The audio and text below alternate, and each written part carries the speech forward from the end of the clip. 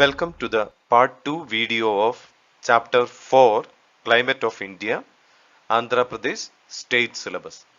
In this part, first of all, we are going to discuss about the seasons.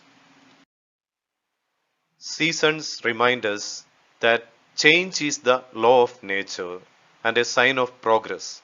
In India, there are mainly 6 seasons as per the ancient Hindu calendar, the lunisolar Hindu. The 12 months in a year are divided into 6 seasons of 2-month duration each.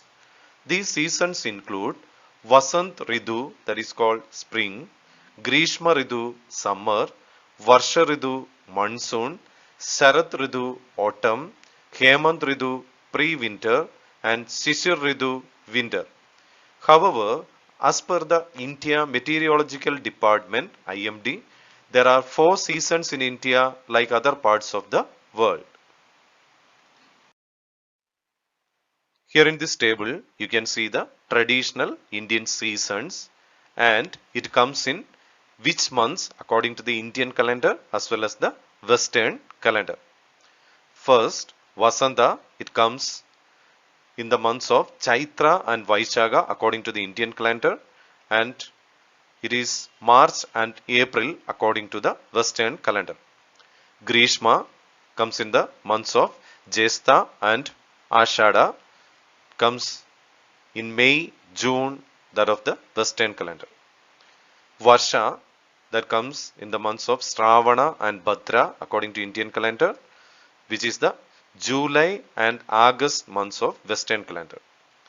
Then Sharat, Ashwayuja and Kartika months according to the Indian calendar, whereas September and October in the Western calendar. Hemanta, Margashira and Pushya according to the Indian calendar, whereas it is the November and December according to the Western calendar. Finally, Shishira, that comes in the months of Magha and Phalguna, that is according to the Western calendar, that is the January and February. Observe the table once again. You have already learned that according to the Indian Meteorological Department, there are 4 seasons. They are winter, spring, summer, and autumn. These are the 4 seasons that are observed all over the world. Here we are going to learn about the 4 climatological seasons. The Indian Meteorological Department IMD designates 4 climatological seasons. First one, winter, occurring from mid-November to February. The year's coldest months are December and January, when temperatures average around 10 to 15 degrees Celsius. In the northwest, temperatures rise as one proceeds towards the equator, peaking around 20 to 25 degrees Celsius in the mainland of India's southeast. Secondly, summer or pre-monsoon season, lasting from March to May. In western and southern regions, the hottest month is April. For northern regions of India, May is the hottest month. Temperatures average around 32 to 40 degrees Celsius in most of the interior. Monsoon or rainy season lasting from June to September, that is the third season. The season is dominated by the humid southwest summer monsoon, which slowly sweeps across the country beginning in the late May or early June. Monsoon rains begin to recede from North India at the beginning of October. South India typically receives more rainfall. Finally, fourth one, that is autumn, post monsoon or autumn season, lasting from October to November in the northwest of India. October and November are usually cloudless. Tamil Nadu receives most of its annual precipitation in the northeast monsoon season. Now let us learn about the seasons and let us start with the winter. It is in between November and February. January is usually the coldest month during winter. temperature drops below 10 degrees Celsius in northern India. During winter, South India, especially the coastal areas, enjoy a moderate climate that is 20 degrees Celsius. Here you can see a map of India that shows the average temperature in degrees Celsius in January. The lines on the map indicates places that have the same average temperature for January. Look at this picture, and here you can see in the middle of the India, the average temperature is 20 degree Celsius. That is in Gujarat, Madhya Pradesh. They are having the average temperature of 20 degrees Celsius during January. During winter, the weather is generally pleasant with clear sky, low humidity, and cool breeze. Now let us learn about western disturbances. Cyclone depressions coming from Mediterranean Sea is called western disturbances cause low to moderate rainfall over northern India. This rainfall is boon to wheat crop which is generally cultivated in Rabi season. India lies in the trade wind belt of northern hemisphere. Northeast trades blow over India from the land to sea and are therefore dry. However, some amount of rainfall occurs on the Coromandel coast of Tamil Nadu from these winds as they pick up moisture from the Bay of Bengal while crossing it. Now let us move to summer. It usually comes in the months of April to June. During the hot season, as we move from southern to northern part of the country, the average temperature increases starting in April. The temperature rises and slowly the maximum day temperature exceeds 37 degrees Celsius in the northern plains of India by mid-May. Day temperature in May touch 41 degree to 42 degrees Celsius in many parts of the country, especially in the northwest plains and central India. Even minimum temperature does not go below 20 degrees Celsius. Here we are going to learn about Lu. Observe this picture. This area is the Lu affected area. Then what is a Lu? Lu is a wind. That is, the northern plain experiences dry and hot winds. They are called as Lu. Towards the end of the summer season, pre-monsoon showers, that is, bursting monsoon, are common in the Deccan Plateau. These bursting monsoon help in the early ripening of mangoes, hence they are locally known as mango showers in Andhra Pradesh.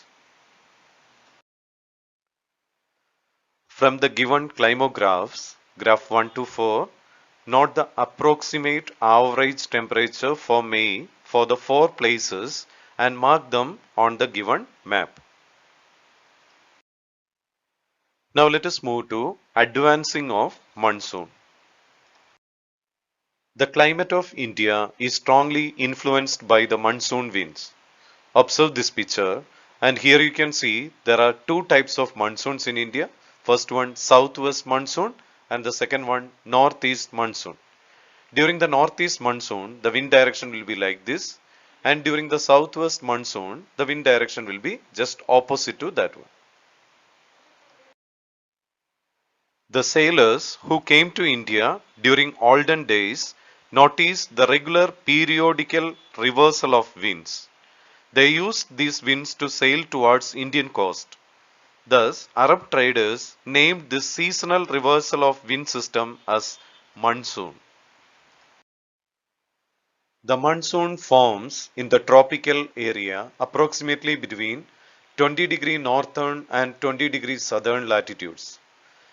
Just remember what you have learned in the previous classes about the tropical zone, and look at this picture. Here you can see near to the equator the orange color, that is the tropical zone, and also remember that India lies in the tropical area. Now let us have a brief introduction of the Indian Meteorological Department. The short form is IMD. It is established in 1875 and is a national meteorological service of the India. Headquarters of IMD is at New Delhi with the 6 regional headquarters. Provides vital weather services to the public and all sectors including monsoon for common man, farmers, etc. by railways, defense services and other scientific research organizations. The Indian Meteorological Department defines it as the seasonal reversal of the direction of winds along the shores of the Indian Ocean, that is monsoon, especially in the Arabian Sea, which blow from the southwest for half of the year and from the northeast for the another half. Now let us revise what we have learned in the previous classes. We have already learned that the heating of the land creates low pressure on the land mass because whenever the sun heat is transmitted, the land gets heated very fastly and so there will be a low pressure situation in the land whereas high pressure situation in the ocean area. We have already learned about this one. Now let us learn about the southwest monsoon. The Indian peninsula divides them into two branches, the Arabian Sea branch and the Bay of Bengal branch. Here you can see this is the Arabian Sea branch area and here this is the Bay of Bengal area. The Bay of Bengal branch strikes the Bengal coast and the southern face of the Shillong Plateau.